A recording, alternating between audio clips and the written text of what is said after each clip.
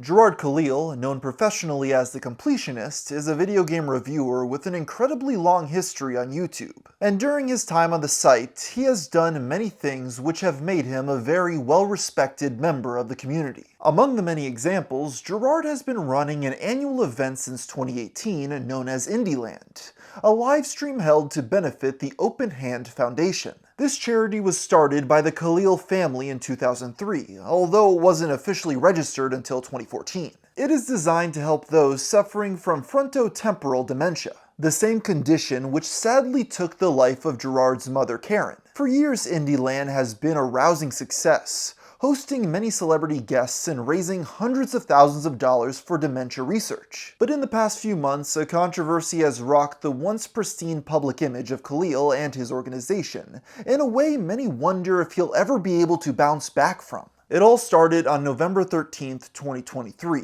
when YouTubers Carl Jobst and Some Ordinary Gamers, otherwise known as Muda, released simultaneous videos detailing troubling evidence they had found about the Open Hand Foundation. After digging through their tax filings, Carl and Muda realized that the Khalils had not donated what they had collected over the years, amounting to roughly $600,000. This was especially concerning since Open Hand publicly named many of the organizations they were associated with, as Muda mentioned in his upload. Brother and I started a foundation called the Open Hand Foundation that raises money for dementia research and treatment for organizations all over the world.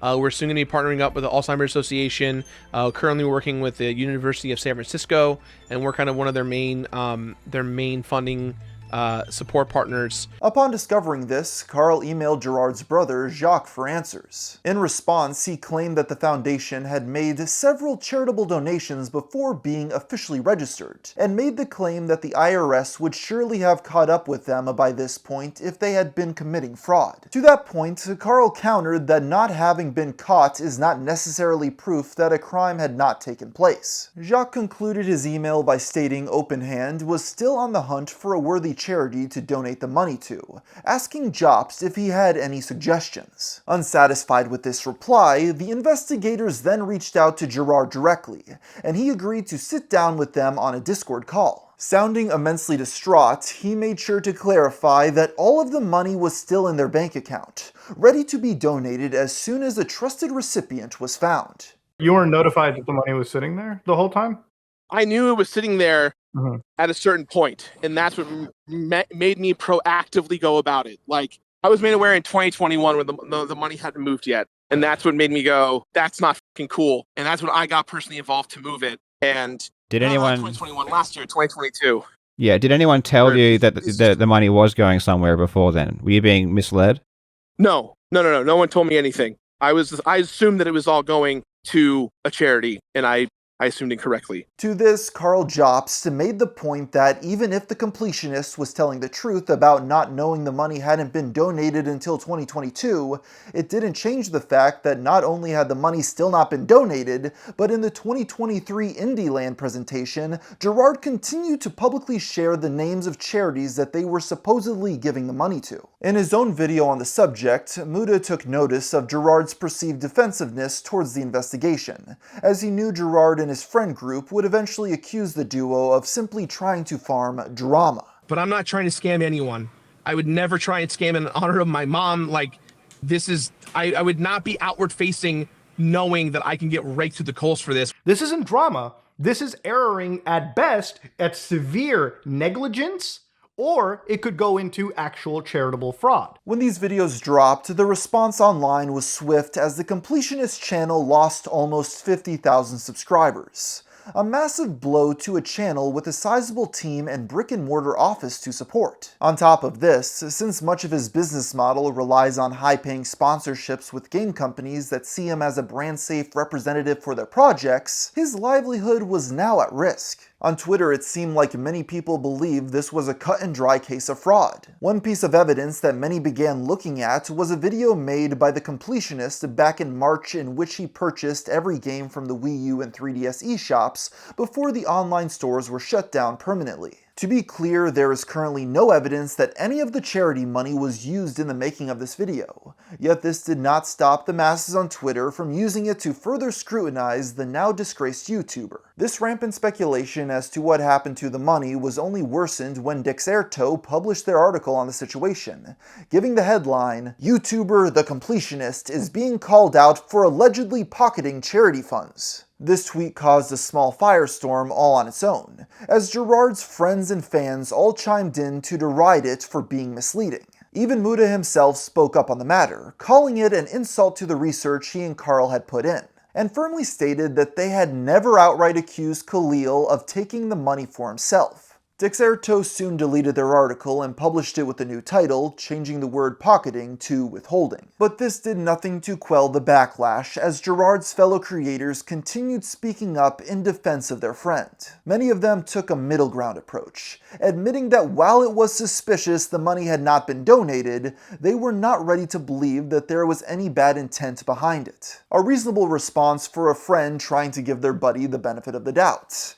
But others took things much further. Creators like ProJared took a much more hostile angle, accusing Carl and Muda of simply being hungry for views and posting their videos without even doing the due diligence of reaching out to Gerard for comment. Of course, people responded to this statement, saying that if Jared had watched the videos, he would have known that they had actually reached out, and it was clear that he had simply tweeted out rashly without doing any of his own due diligence. Jared later deleted his tweet. For their part, the Khalil family remained silent on the issue. With each passing day, people became more and more confused, wondering why they didn't simply donate the money if it was still there. And things only got worse when Carl Jobst uploaded a new video on November 30th, delving into another previously undiscussed aspect of the scandal. What must be understood is that on top of Indieland, the Khalils have been running another annual event to benefit OpenHand, a golf tournament called PBD West Convenience Cup Challenge. In this upload, Carl claimed that the money raised by the tournament over the years appeared to have vanished, as he could not find a trace of it on their tax filings.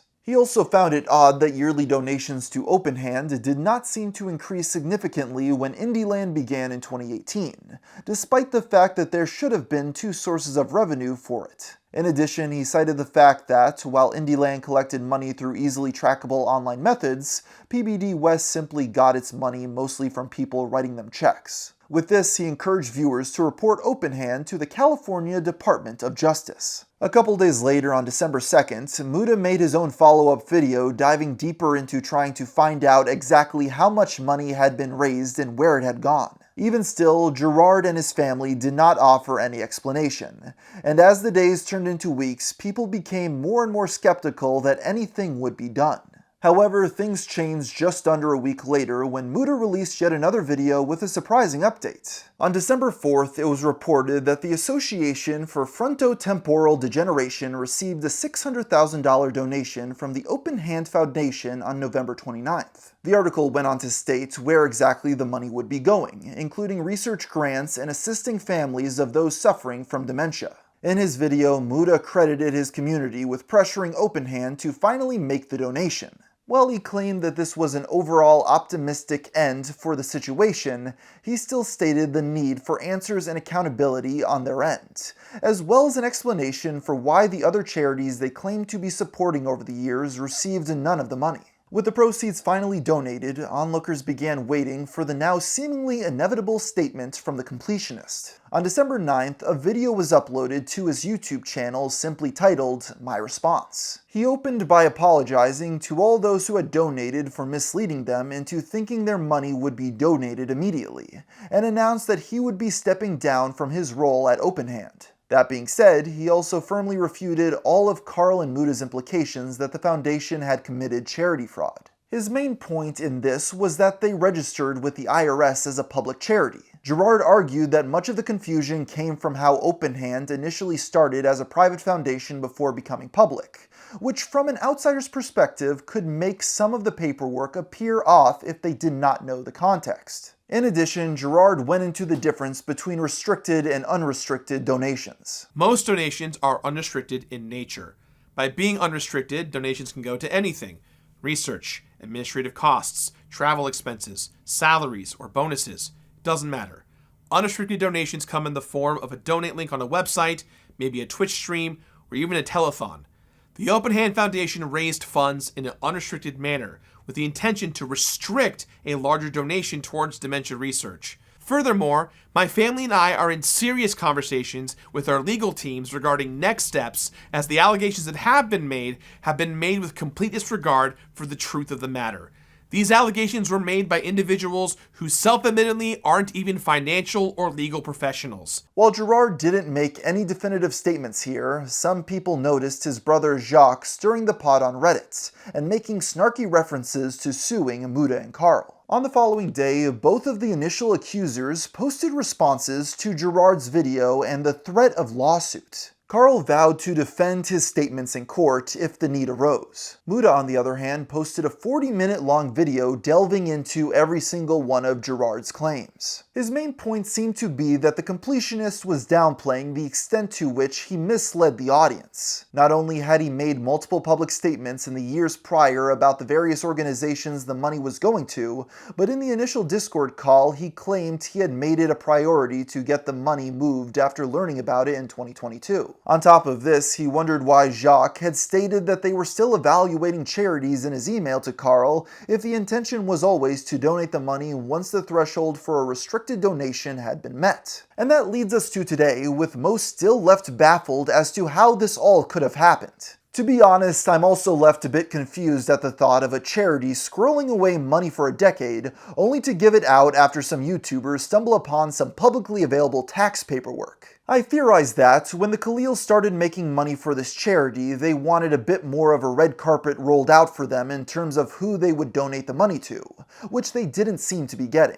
And when Gerard discovered the money was just sitting in the account, the pressure to pay it out mounted, and instead of facing it head on, he procrastinated as he was busy running his YouTube business, until he was confronted head on by outsiders. But to be clear, that's just my hypothetical interpretation of the events, and I hope more information comes to light in the future. From a PR perspective, I think this situation could have been handled better by the Completionist many steps along the way. Firstly, they could have, donated to charity every year to the partners they listed, even if they were unrestricted donations. That would have been better than inflation depreciating the cash that was probably sitting in a low-interest bank account for all this time. But even with the money sitting in the account for a decade, if Gerard had just gone ahead of the story and donated the funds to all the charities he had listed working with throughout the years, and then made a twit longer explaining things, I don't think he would have lost any subscribers. The problem was he waited so long that the inevitable happened, that being some meddling YouTubers pointing it out first, making him have to scramble to find a charity and quickly craft a response to the allegations surrounding him. Additionally, when he did release a video, he got fired up and began to allude to legal action being taken against those who had called him out. But from any perspective, that just seems like a bad idea.